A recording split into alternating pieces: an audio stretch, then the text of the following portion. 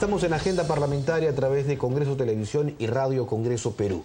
Vamos a hablar sobre el trabajo de la mesa directiva, que empezó su gestión justamente el último 27 de julio y ya ha avanzado en cuanto a su labor en estos últimos 2 meses. Para hacer este primer balance estamos con el segundo vicepresidente del Parlamento, el congresista Mariano Portugal Catacora, quien además es representante por la región Puno. Congresista, como siempre, bienvenido. Gracias. Bueno, en un parlamento tan fraccionado como el nuestro, que tenemos 9 bancadas, supongo que tender puentes y llegar a consensos es difícil, ¿no? Muy difícil, pero no imposible. Habida cuenta, no podemos pensar que la mesa directiva es una mesa conformada por la oposición del gobierno o de la bancada nacionalista. Yo creo que la mesa directiva es más bien el punto que une a la oposición con el oficialismo, para poder desarrollar una actividad en pro activa al desarrollo integral del país.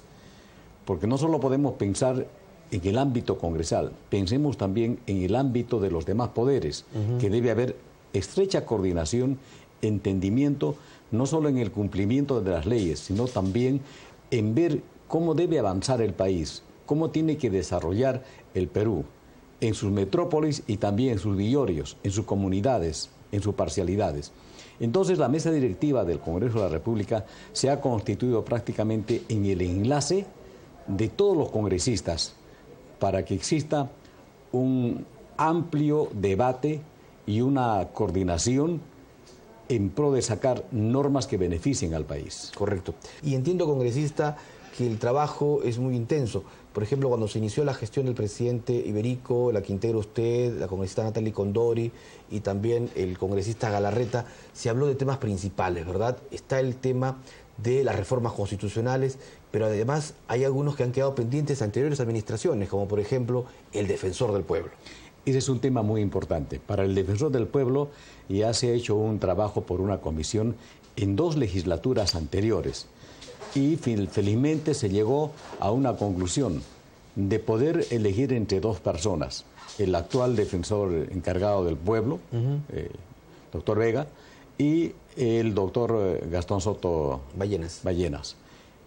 Entonces, solo falta que vaya al Pleno un nombre, porque llevar 2 nombres va a constituir nuevamente discrepancia y tal vez no lleguemos a una mayoría que se necesita de votación. Y esta suerte de baloteo, como se denomina en los términos políticos, En todo caso, la comisión ha sido ya convocada por 2 veces recientemente, no ha habido el quórum necesario, estamos pensando convocar nuevamente, porque este es un reto no solo del Congreso, sino es un reto para el país, tener a las autoridades vigentes y evitar prácticamente que la permanencia del que ha cumplido se prolongue de manera indefinida. Y no solamente es el caso del defensor del pueblo, también pensemos en el Tribunal Constitucional. Su presidente está pidiendo ya cambio, inclusive. El presidente Óscar Urviola ha solicitado que se haga el cambio. Entonces ese es un reto para nosotros en el Congreso. Debemos ya promover prácticamente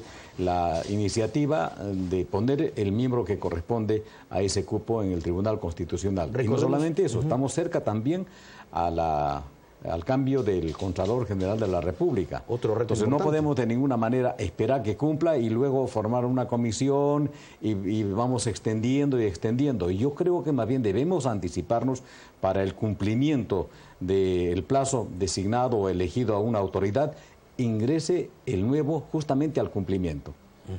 Correcto, bueno, de todo un reto entonces. Es un reto realmente. De buscar consensos, porque esta comisión que selecciona al defensor del pueblo y que probablemente va a seleccionar también a el miembro restante del tribunal y al contralor, está integrada por el vocero de cada agrupación política. La mesa directiva y los voceros de cada bancada política. Y lógicamente ese grueso de representación hacen los 130 votos que podría, digamos, generarse en el caso de una votación. Unos lo harán en verde, otros en ámbar y otros en rojo. En fin, no sabemos. Pero lo que se quiere es tener un consenso para llegar a la mayoría de votos que se necesita para hacer estos cambios, que el Perú lo exige, la población lo exige, y nosotros no podemos ser ajenos a esa exigencia. Tenemos que atenderlos. Y lo que varios periodistas y analistas han dicho es que esta mesa directiva, a diferencia de las anteriores, pues, digamos, no solo se muestra más permeable, con la posibilidad de tender puentes, sino también más flexible. En los últimos días hemos visto, por ejemplo, que en las primeras fases de listas del Pleno no se contaba con el quórum, se convocaba media hora después y se iniciaba ya con el número, digamos, de parlamentarios. En algunas comisiones también. Pareciera, decían algunos analistas, que hay algún interés, digamos, político detrás de estas faltas de quórum, porque pareciera que es solo una agrupación la que no quiere dar el quórum. Ante esta situación, ¿se va a seguir actuando así con esa flexibilidad congresista? ¿O habría algún tipo creo de... tanto la flexibilidad. Para nosotros eso es un sinónimo de comprensión. Habida cuenta que, por ejemplo, en muchas convocatorias para el Pleno hay comisiones que citan paralelamente. Entonces están en las comisiones y no concurren al Pleno porque el Pleno todavía es un ámbito de amplio debate, en tanto que en las comisiones el debate es menor y la votación es rápida. Entonces prefieren estar en comisiones y luego constituirse en el Pleno. Eso ha sucedido en muchas ocasiones, que le ha dado prácticamente la flexibilidad al presidente de posponer la hora del inicio del Pleno. Ahora, no somos en un término flexibles ni tampoco somos duros, sino comprensivos, porque hay que entender que la labor parlamentaria no solamente es estar en el escaño en el Pleno, también es en comisiones especiales y en comisiones ordinarias. Vayamos a otros aspectos. Por ejemplo, hace un par de meses, o un mes concretamente, como parte de ese trabajo, la mesa directiva ha estado, digamos, un poco sacando del ropero los informes que han quedado pendientes de hace años, de hace 2, 3 legislaturas, y como parte de todo ese trabajo, creo que se ha avanzado bastante ya en destuburizar un poco, o en reciclar, o destuburizar toda esta suerte de iniciativa, de informes, de proyectos que estaban encarpetados de hace muchos años. En realidad se ha desencarpetado y se ha exigido que se dé cumplimiento no solamente al objetivo del plazo, sino al objetivo del fondo del asunto. Porque así lo exige el pueblo a través del Congreso de la República, y el Congreso no tiene otra cosa que decir a los integrantes de esas comisiones para que puedan emitir sus pronunciamientos, sus informes finales y, lógicamente, decirle este es el trabajo que ha hecho el Congreso en torno a X tema que ha encargado prácticamente a una comisión. Y se ha dado también más agilidad a los informes, ¿no? Por ejemplo, un informe que ha sido discutido rápido ha sido el tema de la comisión ANCAS, que investigó las denuncias sobre irregularidades en esa región. Usted inclusive presentó, entiendo, un informe en minoría, un dictamen en minoría.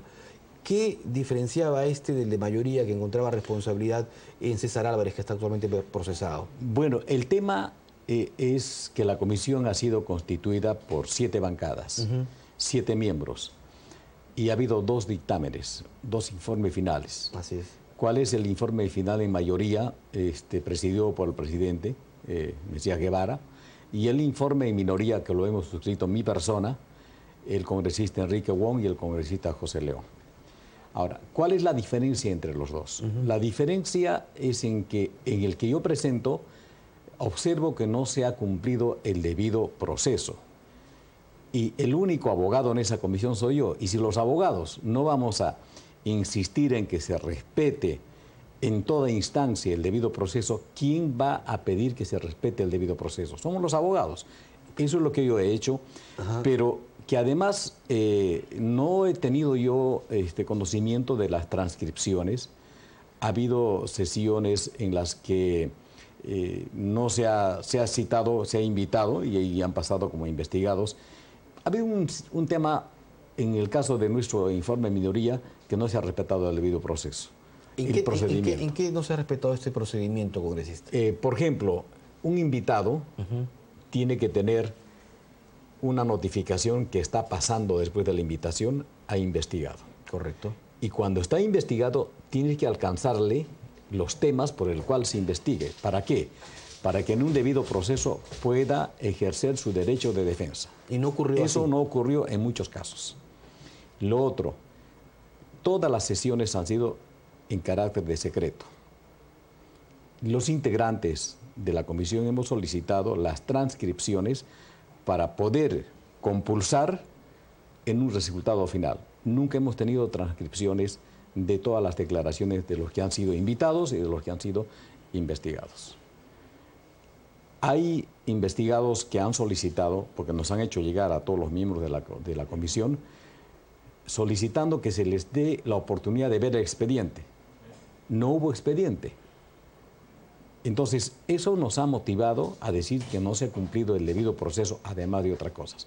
Ahora, esa comisión ha tenido un objetivo: investigar sobre hechos acontecidos a raíz de la muerte de un consejero Nolasco en Ancash. Sobre ese punto no se ha dicho nada. Más bien, se ha hecho referencia sobre puntos que han expresado colaboradores eficaces en el procedimiento jurisdiccional. Es decir, ya está en juicio. Y lo que está en juicio, lo que está en el Poder Judicial, nadie puede interferirlo, nadie puede entrometerse. Y en algunos casos la comisión, por ejemplo, ha ido inclusive a los penales a entrevistar a los que ya estaban en un proceso jurisdiccional al cual yo no he asistido. Pero en todo caso, le quiero decir que finalmente nosotros hemos tenido una asignación de parte del Congreso en esta comisión. ¿Cuál es esa asignación? Investigar sobre presuntas irregularidades. Nosotros estamos de acuerdo, yo estoy de acuerdo que se investigue, pero a todos, sin excepción alguna, pero que la investigación tenga, digamos, carácter probatorio, porque a nadie se le puede decir que ha cometido un hecho sin que tenga los medios probatorios. Tampoco se le puede decir que ha cometido hechos que ya están investigándose o en el Ministerio Público o en el Poder Judicial. Correcto. Entonces hay que decir con precisiones. Si hubo una mafia, hay que decir quiénes integran la mafia, cuál ha sido el papel que ha jugado cada integrante de la mafia, en qué delitos. Si hay, digamos, una red de impunidad, también hay que decir quiénes integran esa red de la impunidad y cuál es el papel que juegan en la impunidad, en qué casos, a favor de quién y en contra de quién. El tema no es solamente decir hay una red de impunidad que ha hecho un convenio con la red de la corrupción. ¿Cuál es ese convenio? Tenemos que conocer. O sea, soltar, digamos, datos generales no es para mí, legal, no es correcto. Entonces, cualquiera que se vea perjudicado con generalidades sin medios probatorios tiene el derecho de hacer respetar su honor ante los órganos correspondientes. Congresista Portugal, permítame agregar sobre el tema porque también nos gana el tiempo, y el dictamen suyo, el dictamen que usted suscribió con otros dos parlamentarios, llega a la conclusión de que hay responsabilidad o no de César Álvarez. Lo que decimos, nosotros no hemos hablado de personas, nosotros que estamos hablando del debido proceso, que no ha habido el debido proceso y por lo tanto lo que no hay, digamos, investigaciones, procedimientos con el debido proceso, prácticamente caen en nulidad. Correcto. Y eso es lo que nosotros hemos opinado. Sin que tenga que decir que no ha habido, digamos, delitos. Hay delitos. De hecho, por eso hay inclusive presos, hasta presidentes regionales. Hay personas que están en el Poder Judicial, en el Ministerio Público. De hecho que los hay. Pero tenemos la obligación de decir nombres y los hechos que han cometido frente, digamos, a la sociedad. Hechos que estén, digamos, totalmente justificados en corrupción o en impunidad y las relaciones que hay unos a otros para protegerse. Ese tema yo creo que es un tema que ha debido, desde todo punto de vista, darse prioridad. No podemos decir las cosas genéricas, ¿no? Correcto. No, de ninguna manera podría yo utilizar, digamos, un tema de esa naturaleza para, digamos, buscar palestra política. De ninguna manera, eso no es lo más recomendable. Le agradezco mucho, congresista, por estar con nosotros, muy gentil. Muchas gracias también. El congresista Mariano Portugal Catacora, segundo vicepresidente del Congreso, conversó con Agenda Parlamentaria a través de Congreso Televisión y de Radio Congreso Perú.